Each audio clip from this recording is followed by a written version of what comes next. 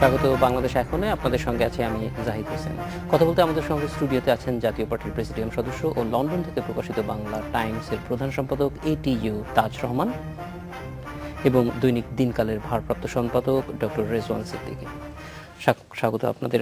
তাজ রহমান, আমরা আজকে জানি যে ফেলানীর হত্যার জন্য এই বিষয়টি একটা লম্বা বিচারিক প্রক্রিয়া হয়েছে এবং প্রতিবারই যেটা দেখা গিয়েছে যে ভারতীয় সীমান্তরক্ষী বাহিনীর যে নিজস্ব বিচার ব্যবস্থা সেটা আসলে আমাদেরকে হতাশ করেছে। তা আজকে ভারতের মানবাধিকার কমিশন যে নির্দেশনাটি সরকারের প্রতি দিয়েছে সেটা হচ্ছে বিচারের ক্ষেত্রে কতটুকু তাৎপর্যপূর্ণ জানি না, কিন্তু এক ধরনের রেকগনিশন পাওয়া যাচ্ছে যে তার বাবা এবং বাংলাদেশের মানুষ যেটা বলছেন যে এটি একটি হত্যাকাণ্ড, সেই দিকে একটা ইঙ্গিত হয়তো পাওয়া যায় এবং সেই দিকে আমরা জানি যে ইতিমধ্যেই মামলাটি বিচারের জন্য ভারতের নিয়মিত আদালতে গিয়েছে। তো সেইটি একটা আশার জায়গা যে ভারতের মানবাধিকার কমিশন জিনিসটিকে যেভাবে দেখছেন। তাদের মানে আপনার কি মনে হয় বিষয়টি? থ্যাংক ইউ আপনাকে, ইন্ডিপেন্ডেন্টকে আমাকে আজকে এখানে ইনভাইটেশন করার জন্য। আজকে সকালে যখন পত্রিকা পড়তে বসলাম, পত্রিকার পাতা যখন দেখতে দিয়েছিলাম, তখন দেখলাম ইন্ডিয়ান আপনার যে মানবাধিকার কমিশন 5 লক্ষ টাকা বলতেছে সরকারকে ফেলানী পরিবারকে দেওয়ার জন্য। এটা কিন্তু বিরাট পজিটিভ দিক। আমাদের বাংলাদেশের মানুষ, ফেলানী পরিবার সবাই চাচ্ছে এটা একটা হত্যা, বর্বর হত্যা। ইতিহাসের পাতায় এত খারাপ হত্যা আর আছে কিনা সেটার সাথেই মিলাইতে হবে। একটা লাশকে মেরে আর একটা দেশের লোককে ঝুলিয়ে রাখা হয়েছে, সেটার বিচার চাইতেছে অনেক দিন ধরে ফেলানী পরিবার, পাচ্ছে না। তাদের ইন্ডিয়ার বর্ডার ফোর্সের কোর্টে শেষ, এখন নিয়মিত আদালতে গেছে। এই আদালতে চলা অবস্থায় যদি এই মানবাধিকার কমিশনের কোনো কিছু একটা দিক নির্দেশনা বলে যে এটা উচিত তাদের ফেলানী পরিবারকে কম্পেনসেট করা, এটা ভালো লক্ষণ। ডক্টর রেজওয়ান সিদ্দিকী, এই জিনিসটা যে মানবাধিকার কমিশন, আমরা জানি যে এটা একটু কোয়াসি জুডিশিয়াল একটা বডি, তাদের ইন্ডিয়ায় তাদের যে সিদ্ধান্তটি সেটি বিচার প্রক্রিয়াকে কতটুকু অ্যাটলিস্ট মরাল সাপোর্ট বাংলাদেশের কজে কতটুকু দিবে মনে না, বিচার প্রক্রিয়ার সঙ্গে কিন্তু এটার খুব একটা সম্পর্ক নাই। স্বাভাবিক যে বিচার প্রক্রিয়া হচ্ছে, এটা হলো আপনি যেটা দিয়ে শুরু করেছিলেন যে এটা হলো এক ধরনের রিকগনিশন যে এটা বড় ধরনের অন্যায় হয়েছে এবং অন্যায় অনেক সময় তো শাস্তি, জরিমানাটাও একটা শাস্তি। সুতরাং যখন সরকারকে মানবাধিকার কমিশন এই কথা বলেছে বা এই আহ্বান জানিয়েছে যে তার পরিবারকে কম্পেনসেট করা হোক, অন্তত 5 লক্ষ রুপি দেওয়া হোক, তার অর্থ হলো যে এটা যে হত্যাযজ্ঞ এবং সেটা ইন্ডিয়া স্বীকার করে নিচ্ছে বা ইন্ডিয়ান মানবাধিকার কমিশন স্বীকার করে নিচ্ছে। এটা তো কোয়াসি জুডিশিয়াল, কিন্তু এর বাইরে ইন্ডিয়ার কিন্তু মানবাধিকার সংগঠনগুলো প্রথম থেকেই ফেলানী হত্যার প্রতিবাদ করেছে এবং যখন BSF এর নিজস্ব বিচার প্রক্রিয়ায় ফেলানীর 2বার বিচার হলো, প্রথমবারও যে ভদ্রলোক এটার জন্য দায়ী তাকে খালাস দেওয়া হলো, দ্বিতীয় দফাও তাদেরকে খালাস দেওয়া হলো যে সম্পূর্ণ নির্দোষ। কিন্তু সেটা মানেনি, না মেনে সেখানকার মানবাধিকার সংগঠনগুলো তারা কিন্তু আদালতে গিয়েছে এবং আদালতে সেটা বিচারাধীন আছে। এটা যে আদালতকে ইনফ্লুয়েন্স করবে আমি তা বলছি না, কিন্তু এটা সত্যি সত্যি আপনি যেটা দিয়ে শুরু করলেন যে এক ধরনের রিকগনিশন যে এটা অন্যায় এবং এটা একটি ক্লিন হত্যাকাণ্ড, সুতরাং এর একটা কম্পেনসেশন হওয়া উচিত। এবং এই কম্পেনসেশনের সঙ্গে কিন্তু এটা হলো আর বিচার শেষ হয়ে গেল তা কিন্তু নয়। বিচার প্রক্রিয়া যেটা শুরু হয়েছে নর্মাল আদালতে, সেই প্রক্রিয়া কিন্তু চলবেই, তাকে ইনফ্লুয়েন্স করবে না হয়তো, কিন্তু সেই প্রক্রিয়াটা চলবে। আমি এটাকে পজিটিভভাবেই দেখি যে কারণ প্রতিদিন এত রক্তাক্ত সীমান্ত পৃথিবীর কোথাও নেই। প্রতিদিন এই সীমান্তে, অলমোস্ট প্রতিদিন এই সীমান্তে BSF এর হাতে বাংলাদেশি খুন হচ্ছে। কিন্তু একটা জিনিস লক্ষ্য করেন যে এত যে খুন হচ্ছে, কোনো বাংলাদেশের হাতে আজ পর্যন্ত কোনো ইন্ডিয়ান বা BSF বা কেউ, কোনো আমাদের BDR এর হাতে, BGBর হাতে কেউ কিন্তু কোনো দিন খুন হয়নি। এবং পাকিস্তানের সঙ্গে এত শত্রুতা, এত কিছু, কখনো কখনো সীমান্তের সামান্য সংঘাত টঙ্ঘাত হয় এবং তাতে লোক মারা যায়, ঠিক আছে, সেটা এক ধরনের সিস্টেম। কিন্তু এরকম নিরীহ সাধারণ মানুষ পাকিস্তান সীমান্তে মারা যাওয়ার ঘটনা আপনি স্মরণ করতে পারবেন না। এখন দুপক্ষের মধ্যে বন্দুক যুদ্ধে যেটা হয় সেটার কথা বাদ দিলে স্মরণ করতে পারবেন না। কিন্তু কেন, এই কেনরও জবাব খুঁজতে হবে এবং এতটা রক্তাক্ত যেন এই সীমান্ত না থাকে এবং মানুষ, ঠিক আছে, যদি ফেলানী কোনো অপরাধ করে থাকে, ফেলানীর বাপ কোনো অপরাধ করে থাকে, তাদের দেশে প্রচলিত আইন আছে, তাকে আটক করে তার বিচার হতে পারতো যদি ভুলভাবে সে সেখানে পৌঁছে গিয়ে থাকে। কিন্তু দেখেন, ভুলভাবে পৌঁছে গেলে বা অন্যায়ভাবে পৌঁছে গেলে বা অন্যায্যভাবে পৌঁছে গেলে এইভাবে ঝুলিয়ে হত্যা করা কিন্তু নাই। তাহলে আমাদের যে নূর মোহাম্মদ পালিয়ে গিয়েছে 7 মার্ডারের আসামি নারায়ণগঞ্জে, তাহলে নূর হোসেন, তাহলে তার ক্ষেত্রে কিন্তু ঝুলিয়ে তাকে গুলি করে দেওয়া হয়নি, সে তো অন্যায়ভাবে গিয়েছে, মানে অবৈধভাবে সে সেখানে গিয়েছে, তাহলে সেটা তো করা হয়নি। সেক্ষেত্রে এই যে একজন সাধারণ মানুষকে এটা এটা প্রতিনিয়ত ঘটছে, আমরা আশা করি যে এটার একটা বিচার হলো, 5 লক্ষ টাকা কম্পেনসেশন হলো, সেটা নয়। আমরা চাই যে স্থায়ীভাবে এই বর্ডারে একটা শান্তির সীমান্ত হোক এবং এখানে বাংলাদেশি হত্যা বন্ধ হোক। আমরা একটা বিরতিতে যাব। এইখানে এই ফেলানির বিচার প্রক্রিয়াটি কিন্তু আমরা দেখেছি যে বাংলাদেশের মানবাধিকার সংগঠন এবং ভারতের মানবাধিকার সংগঠন এক সুরে একটা যৌথ লক্ষ্য নিয়ে তারা কাজ করছে। আমাদের এই বর্ডারটারও নিরাপত্তার জন্য এইরকম একটা দুই দেশেরই যে বিজিবি এবং বিএসএফ আছে তারা কিভাবে কাজ করতে পারে, যাতে, কারণ আমরা দেখেছি যে এটি তো অনেক বড় ইতিহাস আছে।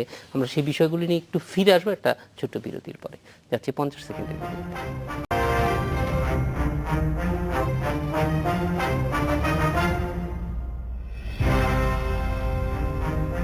বিরতির পর ফিরে এলাম, দেখছেন বাংলাদেশ এখন।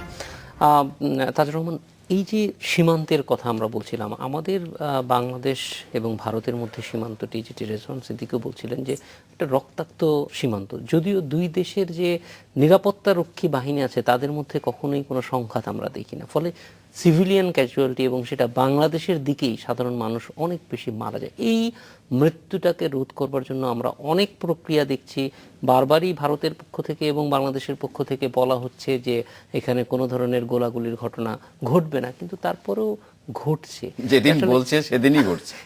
এখান থেকে আসলে বেরিয়ে আসার জন্য কি ধরনের এফোর্ট প্রয়োজন? আমি মনে করি, পার্সোনাল ওপিনিয়ন হিসাবে, আপনার এটার থেকে কিন্তু আপনি বিএসএফ এর যারা আছে জওয়ানরা, তাদের মাথায় একটা জিনিস কাজ করে, বাংলাদেশের পাওয়ার এবং বাংলাদেশ দেশ হিসাবে দুই দেশের সরকারের কিন্তু আমরা খুব ভালো একটা সম্পর্ক এই মুহূর্তে বাংলাদেশ ইন্ডিয়ার সাথে আছে।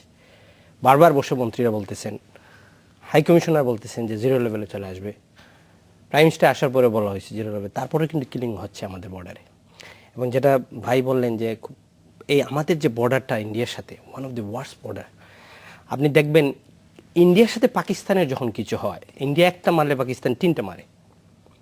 আপনি দেখবেন আমাদের কিন্তু বিজিবি যারা আছে এরা কিন্তু গুলি করে না, একটু আগে আপনি যেটা বললেন তাদের সাথে। আমাদের নিরীহ মানুষগুলা, এদের হয়তো বা এত লেখাপড়ার জ্ঞান নাই, বর্ডার ক্রসিং একটা লিমিট আছে, বর্ডার বাউন্ডারি আছে, সেটা ক্রস করে ফেলে, তোরে নিয়ে যাও, বিচার করো, দুই দেশের পতাকা বৈঠক করে সেটা সমাধান হবে অবশ্যই।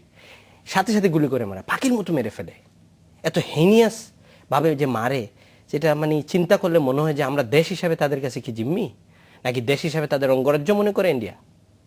এভাবে আমাদের সাধারণ মানুষকে মারে, এটা হইতে পারে বলেন আপনি? পৃথিবীর বর্ডার, আপনাকে আমি এক্সাম্পল সহিত বলি, আমেরিকা কানাডা যদি বর্ডারে দেখেন, আপনি ডেট্রয়েটে যদি মিশিগানে যান, 2টা নদীর এই পাশ হলো উইন্ডজার সিটি কানাডা, এই পাশ ডেট্রয়েট, ব্রিজ দিয়ে ওভার ব্রিজে যাইতে পারবেন, নিচে দিয়ে আপনি আপনার টানেলে দিয়ে যেতে পারবেন।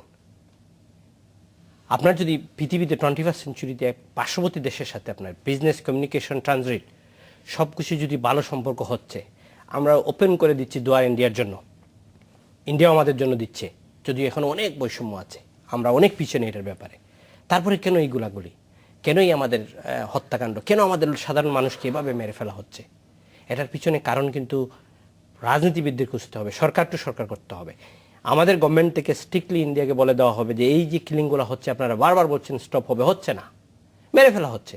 এই যে ফেলানিটা, এটা ওয়ার্ল্ডের এমন কোনো মিডিয়া বাকি নাই, that time I was in London, পৃথিবীর কোনো মিডিয়া বাকি নাই এটার এত ভালো করে ফলো করছে। আপনি নিজে জানেন, বিবিসি বলেন, CNN বলেন, অল ওভার দি ওয়ার্ল্ডে এত মারাত্মক এবং মানে নির্মম এত হত্যাকাণ্ড, সেই হত্যাকাণ্ডটা এখনো পর্যন্ত ইন্ডিয়ান কোর্টে প্রতিদিনই হচ্ছে, কিন্তু এই নিষ্ঠুরতা মানে ভাষা প্রকাশ করার মতো না। অবশ্যই আমরা জানি যে অনেক হত্যাকাণ্ড হয়, কিন্তু ফেলানির বিষয়টা মানে হত্যার যে প্রক্রিয়া এবং তারপরে ফেলে রাখা, সবকিছু মিলিয়ে ঝুলিয়ে রাখা, এই সবকিছু মিলিয়ে আসলে মানুষের হৃদয়কে ছুঁয়ে গেছে। আর এটা হয় কি, দুই দেশের কিন্তু সম্পর্কে বাংলাদেশ মানুষের একটা বিরূপ মনোভাব চলে আসতেছে ইন্ডিয়ার উপরে।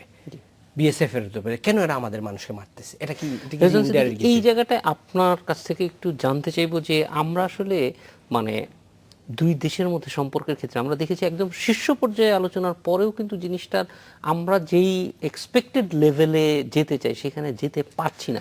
বাধাটা কোথায়? রেজওয়ান সিদ্দিকী, একটা বিরতির পরে আপনার বাধা সম্পর্কে জানতে চাইবো। অতিথিরা আমাদের সঙ্গেই থাকবে একটা বিরতির পর।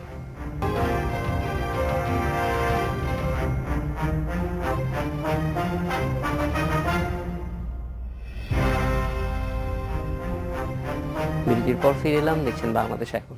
ডক্টর রেজওয়ান সিদ্দিকী, শীর্ষ পর্যায়েও কিন্তু এই ব্যাপারটা নিয়ে বাংলাদেশ এবং ভারতের সীমান্তের যে সমস্যা আছে সেটি নিয়ে, এবং বিশেষ করে সীমান্তে নিরাপদ মানুষ হত্যা, সেটি নিয়ে বহু কথা হয়েছে। কিন্তু তারপরেও জিনিসটি ঠিক আমরা যত যে শূন্যের কোঠায় নামিয়ে আনতে চাই বা শূন্যের সবচেয়ে কাছাকাছি, সেখানে কিন্তু খুব পৌঁছাচ্ছে না। এটার মূল কারণগুলি কি মনে হয়? এর মূল কারণ হলো যে আপনার সার্বভৌম সমতার অভাব। অর্থাৎ প্রায় সকল ক্ষেত্রে, বর্ডার থেকে শুরু করে ব্যবসা বাণিজ্য, ট্রানজিট করিডোর, সকল থেকে শুরু করে ভারতের যে বিগ ব্রাদার সুলভ আচরণ এবং সে আচরণের ফলে ভারতের যে ডমিনেশন, সেই ডমিনেশনের কাছে আমাদের আত্মসমর্পণ। ধরেন দেশ হিসাবে বা রাষ্ট্র হিসাবে পাকিস্তান কিন্তু ভারতের চাইতে আকারে অনেক ছোট, কিন্তু তারপরেও তাকে, ভারতকে পাকিস্তানের সঙ্গে আচরণের ক্ষেত্রে হিসেব করতে হয়। বাংলাদেশের আকারে আমরা আরও ছোট, কিন্তু আমাদের সঙ্গে কোনো হিসেবই করতে হয় না। যে ইভেন ধরেন এই ঘটনাটা যদি নেপালে ঘটে, এই ধরনের ঘটনা যদি নেপালের বর্ডারে ঘটে, নেপালের কংগ্রেস কি করবে সে কথা আলাদা, কিন্তু নেপালের যে প্রচণ্ডের যে কমিউনিস্ট পার্টি আছে তারা প্রচণ্ড প্রতিরোধ গড়ে তুলবে, আমি নিশ্চিত। তো সুতরাং এটা হলো সার্বভৌম সমতার অভাব। অর্থাৎ আমি সরকার হিসেবে যদি একটা সারেন্ডারিং মনোভাব নিয়ে থাকি, আত্মসমর্পণের মনোভাব নিয়ে থাকি, ভারত যা দাবি করছে তাই যদি বলি, ইন্টারেস্টিংলি লক্ষ্য করেন যে আজ পর্যন্ত সীমান্তে প্রায় প্রতিদিন যে হত্যাকাণ্ড হচ্ছে, আগে তবু একটা মিনমিনে প্রতিবাদ হতো যে এটা সীমান্তে এই হত্যাকাণ্ড, এটা বন্ধ করো, এটা সরকার অ্যাকসেপ্ট করছে না। আসলে তো প্রতিটি হত্যাকাণ্ডের ক্ষেত্রে ইন্ডিয়ান হাই কমিশনারকে ফরেন অফিসে ডেকে শাসিয়ে দেওয়া উচিত যে stop this nonsense, stop this killing, stop this brutality. কই আমাদের ফরেন অফিস কোনোদিন ইন্ডিয়ান হাই কমিশনারকে ডেকেছে? কিন্তু প্রতিটি হত্যাকাণ্ডের জন্য তাদের ডেকে এনে এর কৈফিয়ত চাওয়া উচিত। তো সুতরাং সেটা কিন্তু হচ্ছে না, বরং ভারত যা চাইছে আমরা কিন্তু তার সব কিছু দিয়ে দিচ্ছি। যেমন ধরেন আশুগঞ্জ বন্দর ব্যবহার, বলতে পরীক্ষামূলকভাবে মানবিক কারণে ত্রিপুরায় এটা নিতে দাও, ওটা নিতে দাও, সেটা নিতে দিল। এখন দেখা যাচ্ছে যে খাদ্য নিতে দিচ্ছে আর যন্ত্রপাতি নিতে দিচ্ছে বৈদ্যুতিক কেন্দ্র বসানোর জন্য। এখন বলছে আমাদের সার নিতে দাও, আমাদের রড নিতে দাও, আমাদের, কিন্তু চুক্তি হবে না, অর্থাৎ আমাকে কোনো কিছু দেবে না। And the government is going to agree with that. তার অর্থ কি? তার অর্থ হলো যে ইন্ডিয়া যা বলছে আপনি তাই মানছেন। ফলে হচ্ছে যে এদেরকে কচু কাটা করলে কিছু যায় আসে না। সুতরাং আপনাকে সবসময় ভয়ের উপর রাখা, যে ইন্ডিয়ানদের মেনে চলতে হবে, তা না হলে খবর আছে। আপনি প্রচণ্ডের যে উদাহরণটা দিলেন, আমরা কিন্তু এই যে বর্ডারে যে হত্যাকাণ্ডগুলি ঘটে সেগুলি নিয়ে একটা নির্বাচনের সময় খুব মোটা দাগে হয়তো নানান রকম আলোচনা হয়, কিন্তু স্পেসিফিক ইস্যুতে আপনি যেমন বললেন যে সরকার ভারতের একজন রাষ্ট্রদূতকে ডেকে আনে না, আমরাও কিন্তু দেখি না যে এইগুলি নিয়ে রাজনৈতিক, আমি কোনো নির্দিষ্ট দলের কথা বলছি না, কোনো রাজনৈতিক দলই একটা এজেন্ডা হিসেবে আনে যে আমাদের সীমান্তটা সিকিউর না, সেটা সিকিউর করার দরকার, দায়িত্ব আছে। এটা কিন্তু রাজনৈতিক এজেন্ডার ভিতরে আমরা অনেক নিচে দেখি, সাধারণভাবে একটা জেনারেলাইজড ভারতের বিরুদ্ধে বলা ছাড়া। না, এটাও তো খারাপ। অর্থাৎ আপনি এদেশের একজন নাগরিক যখন খুন হয়, আপনি সরকারে আছেন, আপনি সরকারে আসতে চান, তাহলে আপনারও দায়িত্ব আছে যে প্রতিবাদ করা। যে ধরেন এখন গ্যাস বিদ্যুতের মূল্য বৃদ্ধি, প্রতিবাদ করছে না সরকার, একটা যুক্তি দিচ্ছে যে এটা সঠিক আছে, কিন্তু নানান পক্ষ কিন্তু এর প্রতিবাদ করছে যে এটা অযৌক্তিক, অমানবিক, এটা করা উচিত হচ্ছে না। এর ফলে শিল্প কল কারখানার একটা প্রতিবাদ তো করছে। তো সুতরাং এক্ষেত্রে অন্য রাজনৈতিক দলগুলোরও কিন্তু এগিয়ে আসা উচিত। মানে বিকল্প যে সরকার এটা এখন করছে না, কিন্তু আমরা সরকারে গেলে কিন্তু এটা বাড়াবো না, হ্যাঁ, এই বিকল্পটার সন্ধান দেওয়া। না, এটা তো করা অবশ্যই উচিত। পলিটিক্যাল পার্টিগুলোর উচিত, এবং তা যদি আমরা করতে পারতাম, আপনি যেটা বলছেন পৃথিবীর কোনো একটা সীমান্তে যদি এই ধরনের একটি হত্যাকাণ্ড হতো, ফেলানিটা নির্মম কিন্তু একটি মৃত্যু, কিন্তু প্রতিদিন যে হত্যাকাণ্ড হচ্ছে সেটাও কিন্তু নির্মম, শেষ পর্যন্ত পিটিয়ে হত্যা করছে, পারিয়ে হত্যা করছে। এ কি, গুলি করে হত্যা করার যতটুক নির্মম তার চেয়ে অনেক বেশি নিষ্ঠুরভাবে হত্যা করছে, কিন্তু প্রতিটি হত্যাকাণ্ড হত্যাকাণ্ড। সুতরাং আমাদের রাষ্ট্র হিসাবে আমাদের কিন্তু মাথা উঁচু করে দাঁড়ানো উচিত যে এই ঘটনা ঘটানো যাবে না, এবং সেটার জন্য আপনাকে বার্গেইন করার ক্ষমতা রাখতে হবে যে ঠিক আছে তাই যদি হয় তাহলে if you do it you won't get it. অবশ্যই, কারণ আসলে দেয়া নেয়ার মধ্যে আমরা শুধু অবশ্যই দিয়েই একটা যাচ্ছি, নেয়ার মধ্যে কিছু এটা নাই। থাকতেই হবে। তো সেটা তাজুর রহমান, আপনার কাছে ফিরে আসবো একটা বিরতির পরে, কিন্তু এই রেজনসের দিকে যেটি বলছেন যে আসলে একটা হচ্ছে বার্গেনিং পাওয়ার দরকার, আর একটা হচ্ছে সীমান্তটাও আমরাও আমাদের মানুষ যেন বিএসএফ পর্যন্ত যেতে না পারে সেদিকেও কোনো সতর্কতা আমাদের রাখা প্রয়োজন কিনা, এবং সেই ক্ষেত্রে আমাদের যে সীমান্তরক্ষী বাহিনী আছে বিজিবি, তারা যথাযথভাবে দায়িত্ব পালন করছেন কিনা, তারা আমাদের মানুষকে আসলে এক্সপোজ করছেন কিনা, সেটি আসলে জানতে চাইবো একটা বিরতির পর। বাংলাদেশ এখন নিচ্ছে আরেকটি বিরতি।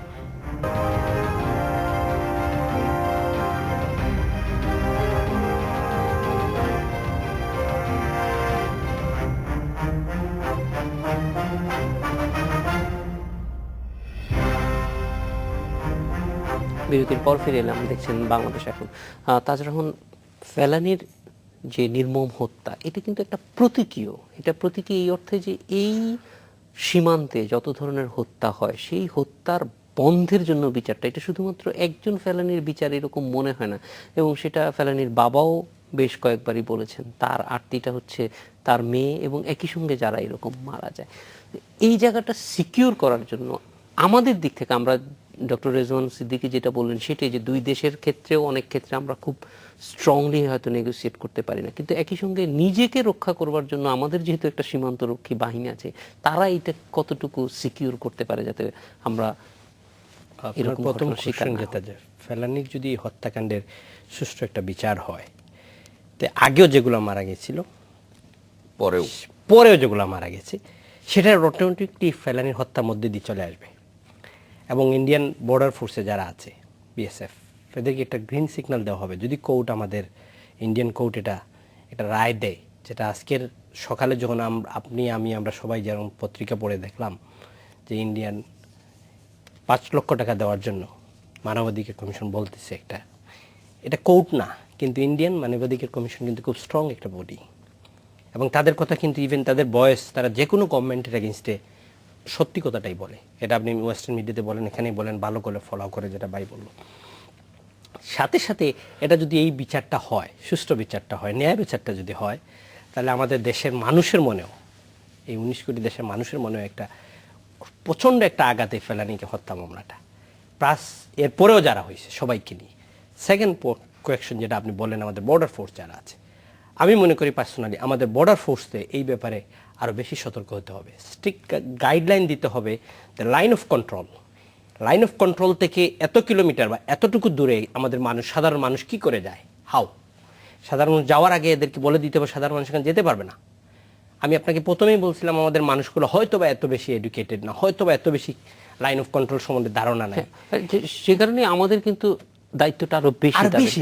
আমাদের বর্ডার ফোর্সের যদি কেয়ারফুল থাকে, তার মধ্যে কিন্তু আই মাস্ট সে দ্যাট এদের ফোর্সের মধ্যেও সবাইকে তো প্রশ্নই আসে না বলা, 12 ফোর্স আমাদের, কিন্তু কিছু অসৎ যারা টাকার বিনিময়ে লেনদেন বর্ডারের দুনো ফোর্সরাই করে।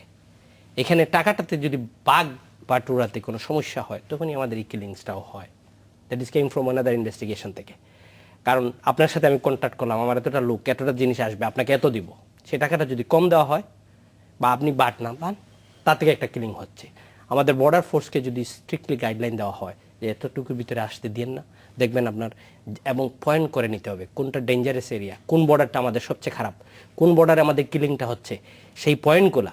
যেমন আপনি দেখবেন এখন যদি বাই রোডে আপনি সিলেট বা চিটাগাঙ্গে যান, বিভিন্ন পয়েন্টে লেখা আছে এটা বিপদ পয়েন্ট, যেখানে দুর্ঘটনা প্রবলিত এলাকা। তাতে ড্রাইভারকে আগে বলে দেওয়া হয় যে এখানে অ্যাক্সিডেন্ট সামনে হবে, তুমি তোমার স্পিড কন্ট্রোল করো। সেইভাবে আমরা যদি আমাদের সরকার আমাদের বর্ডার ফোর্সের সাথে যাদের সাথে সাথে বসে স্বরাষ্ট্র মন্ত্রণালয় বলে যে আমাদের বর্ডারের ডেঞ্জারাস এলাকাগুলা পিন পয়েন্ট করো, সেখান থেকে সাধারণ মানুষের যাতায়াতটা কমায় ফেলো, কিলিংটা আরও কমে যাবে। In the mean time India গভর্নমেন্টের কাছে মেসেজ দিতে হবে গভর্নমেন্টকে, যেটা গভর্নমেন্ট দিচ্ছে নিশ্চয়, কিন্তু মেসেজ তাদের কানে যাচ্ছে না কেন? ইন্ডিয়া গভর্নমেন্ট বারবার বলতেছে জিরো লেভেল, জিরো টলারেন্সে আমরা আসতেছি, কোথায়? কিলিং তো হচ্ছে, এখানে বলতেছে সাংবাদিক সম্মেলন দিচ্ছে, ওই দিনই মারা হচ্ছে, সেটা আপনি জানেন। যখন এটি খুবই গুরুত্বপূর্ণ যে যদি আমাদের সীমান্ত এলাকার ঝুঁকিপূর্ণ এলাকাগুলি আমরা চিহ্নিত করতে পারি, সেটা হয়তো এক ধরনের অ্যাওয়ারনেস ডেভেলপমেন্টে খুবই কাজে লাগবে। ফুললি লিমিট করা যাবে না, কিন্তু কমানো যাবে ডেফিনেটলি। আমরা আরেকটা বিরতিতে যাব, বিরতির পর রেজন সিদ্দিকী আপনার কাছে ফিরে আসবো যে এই যে শীর্ষ পর্যায়ে আসলে আমাদের এবং একই সঙ্গে দুই দেশের খুবই ভাইব্রেন্ট মিডিয়া আছে, আমাদের কি দায়িত্ব আছে যেন এই ধরনের দুর্ঘটনাগুলি আর না ঘটে? কারণ আমরা মনে করি যে এটা একটা দায়িত্ব যেটা মানবাধিকার সংস্থাগুলি যৌথভাবে করেছে, সেরকম একটা সামাজিক ঐক্য আমাদের প্রয়োজন কিনা দুই সীমান্তেরই দুই পারে। আমরা একটা বিরতির পর আপনার কাছে আসছি। বাংলাদেশ এখনই নিচ্ছে আর বিরতি।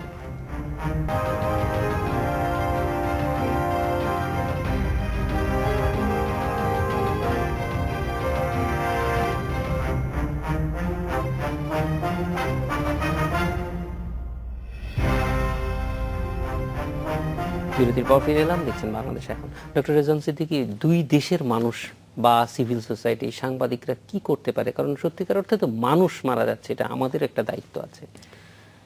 প্রথম কথা, যে কথাটা একটু আগে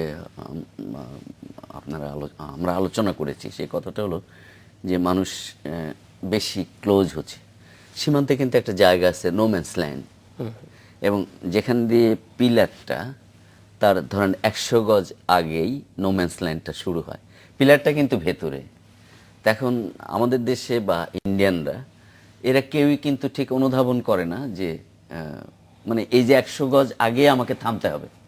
ওরা কিন্তু ওদের দেশের লোকরাও চাষি ধরেন, সে এটা অনুধাবন করে না, সেও থামে না, আমাদের লোকরাও থামে না। সমস্যা হলো আমাদের লোকরা যদি নোম্যান্স ল্যান্ডে ঢুকে যায় তাহলে গুলি খেয়ে মেরে ফেলে, ইন্ডিয়ানদেরকে মারে না আমাদের। কিন্তু ইন্ডিয়ান লোকরা যদি নোম্যান্স ল্যান্ডে ঢুকে যায় তাহলে আমাদের লোকরা বলে তুমি নোম্যান্স ল্যান্ডে এসে গেছো, সরে যাও, সরে যাও। কিন্তু এরা সরে যাওয়া বলে না, এরা কিন্তু সরাসরি গুলি করে দেয়। এখন আপনি যখন একজন কৃষক, তার কৃষির প্রয়োজন, ধরেন একটা গরু দৌড় দিয়েছে, এখন গরুটা ধরতে নোম্যান্স ল্যান্ডে গেছে, আপনি গুলি করে দিলেন। এই তো করছে ইন্ডিয়ান বিএসএফ। সেটা একটা দিক। আপনি যেটা বলছিলেন যে মিডিয়া, উভয় দেশের মিডিয়া বা সুশীল সমাজ, তারা কিন্তু তাদের দায়িত্ব মোটামুটি পালন করে আসছে বলে আমি মনে করব। ধরেন ফেলানি ইস্যু কিংবা সীমান্তে হত্যাকাণ্ড, বাংলাদেশিদের হত্যাকাণ্ড, এই বিষয়টা কিন্তু মিডিয়া এডিটোরিয়াল লিখছে, পোস্ট এডিটোরিয়াল লিখছে, এটা কেন সমাধান হচ্ছে না, যেটা আমরা আলোচনা করছি যে ইন্ডিয়ান গভর্নমেন্ট কথা দিচ্ছে। ইন্ডিয়ান শীর্ষ পর্যায়ের নেতারা, বাংলাদেশের ইন্ডিয়ার 2 প্রাইম মিনিস্টার কথা হচ্ছে যে আর বর্ডারে এগুলো ঘটবে না, উনি ফিরে যাওয়ার সঙ্গে সঙ্গে কিংবা উনি থাকা অবস্থায় বর্ডারে কিলিং হয়েছে। এবং ক্রাইম কি, ক্রাইমটা অনেক সময় তারা বলে যে গরু নিয়ে আসার চেষ্টা করে, অনেক সময় এরকম অভিযোগ করে, অনেক সময় কোনো অভিযোগই নেই, নোম্যান্স ল্যান্ডে ঢুকে গেছে, নিয়ে পিটিএ মেরে ওখানে ফেলে রাখে, তারপর বিজিবিকে খবর দেয়। এবং সেরকম ছবি কিন্তু আমরা ছাপি কাগজে যে এই অবস্থা, এবং কোন জায়গায় রেখেছে, যে নোম্যান্স ল্যান্ড থেকে ধরে নিয়ে পিটিয়ে হত্যা করেছে। এখন এর সমাধানটা কিন্তু মিডিয়ার হাতে নয়। আমরা বারবার প্রচার করতে পারি, এখানে সরকারকে হতে হবে যে সার্বভৌম সমতার ভিত্তিতে রিলেশনশিপ বিল্ড আপ করার জন্য চেষ্টা করতে হবে। এমন কিছু কিন্তু দায় নেই ইন্ডিয়ার কাছে। ইন্ডিয়ার থেকে আমরা যে পরিমাণে ইম্পোর্ট করি এবং ট্রেড ইমব্যালেন্স যে পরিমাণ তৈরি হয়েছে, ইন্ডিয়া কিন্তু সে পরিমাণ আমাদের এক্সপোর্ট করতে দেয় না। বলে যে তোমাদের এই সুবিধা দিলাম, কিন্তু দেখা গেল আপনি যখন যাচ্ছেন তখন নন ট্যারিফ ব্যারিয়ারগুলো এত তৈরি করে যে আপনি সেখানে সামান্য কিছু রপ্তানি করতে গেলেও বিপদে পড়েন। এখন দেখেন, কলকাতা থেকে গাড়ি সোজা ত্রিপুরা যেতে পারে, আগরতলা যেতে পারে, এখন যে এই মুহূর্তে যাইতে পারে, কিন্তু আপনি কি ঢাকা থেকে নেপাল যাইতে পারেন সোজা? বলা হচ্ছে গাড়ি দিয়ে যাইতে পারবে ভবিষ্যতে, কিন্তু কি হবে, ইন্ডিয়া সাবকন্টিনেন্টে তৈরি এমন গাড়িতে যেতে হবে। তার মানে কি, টাটার গাড়ি ছাড়া আপনি কিন্তু টয়োটা নিয়ে যেতে পারছেন না, যদি কোনোদিন হয়। এখন পর্যন্ত একটি গাড়িও যায় না নেপাল। সুতরাং এই যে অসমতা, সেই অসমতা দূর করতে হবে। আমি দেব, আমি আমারটা বুঝে নেব, এইটি যখন পর্যন্ত না একটা সরকার করতে পারবে ততক্ষণ পর্যন্ত কিন্তু সমস্যাটা থাকবে। সরকারগুলো কেন পারে না?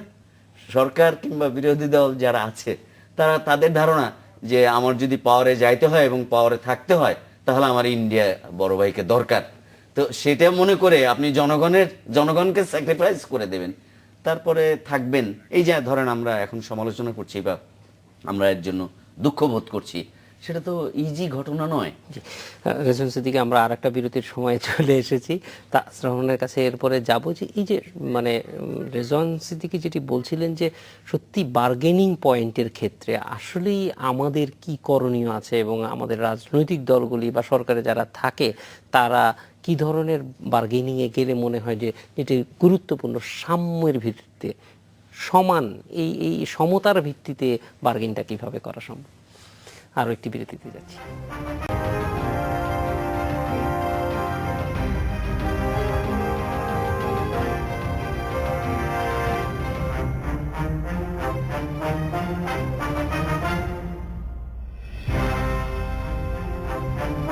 বিরতির পর ফিরে এলাম, দেখছেন বাংলাদেশ এখন।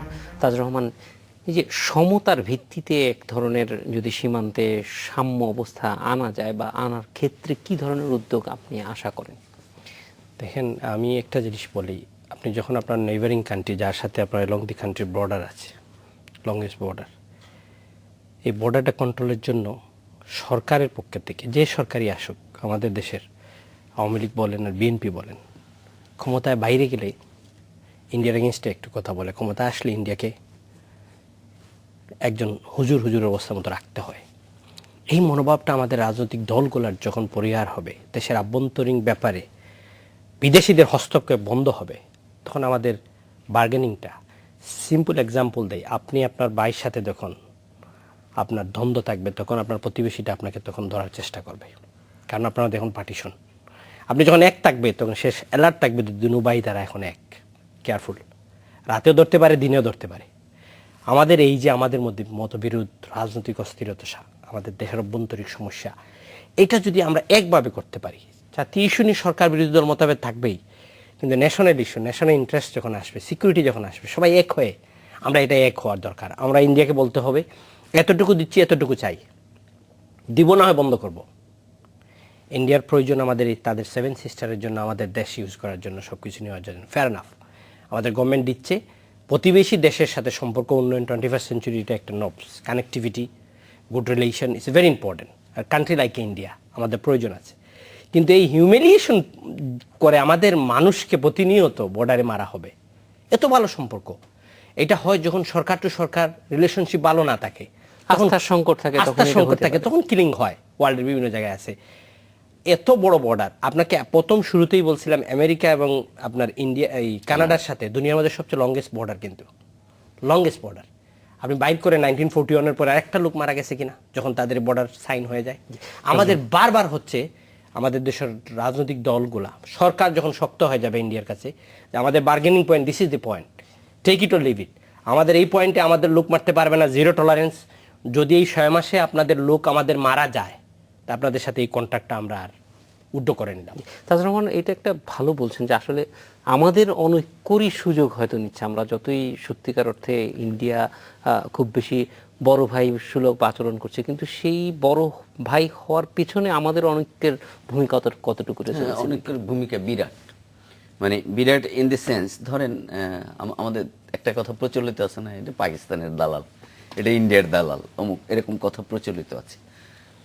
ওকে, সেগুলো একজন তো একটা লাইকিংস আছে, হতেই পারে, কিন্তু আপনি লক্ষ্য করবেন যে যেভাবেই হোক, যখন ন্যাশনাল ইন্টারেস্টের প্রশ্ন, যখন আমার আরেকজন নাগরিকের জানমালের প্রশ্ন, তখন কে কার দালাল এই থাকা উচিত নয়। তখন ইস্যু হলো আমার দেশ, এই দেশের সভরেন আমি, এই দেশের নাগরিক আমি, আমার এক ভাই মারা গেছে। ধরেন ক্রিকেট খেলা, তখন আওয়ামী লীগ বিএনপি থাকে কেউ? ক্রিকেট খেলা যখন হয়, বাংলাদেশ জিতলে আওয়ামী লীগ বিএনপি জামাত জাসদ মাসদ যা বলেন সব একাকার হয়ে রাস্তায় বেরিয়ে উল্লাস করে। অর্থাৎ কোনো একটা পয়েন্টে দেশের মানুষ ঐক্যবদ্ধ হয়। আমার সুতরাং মনে হয় যে ন্যাশনাল এটি ইন্টারেস্টের সবচেয়ে ক্ষেত্রে গুরুত্বপূর্ণ ঐক্যবদ্ধ বিষয় হওয়া যে আমরা যদি এক সুরে কথা বলতে পারতাম Yes, দেশের ভিতরে, বলা তাহলে বানান হয়তো point হয়ে যায়। ফেলানির মতো এরকম দুঃখজনক ঘটনা ঘটতো। আপনি আমেরিকা কি বলে জানেন? ওয়ান আমেরিকান এটা মিনস আপনাদের দুজনকে অনেক ধন্যবাদ আমাদের সঙ্গে যোগ দেওয়ার জন্য। Thank you. এই ছিল বাংলাদেশ এখনো। দেখা হবে আগামীকাল একই সময়ে। শুভরাত্রি।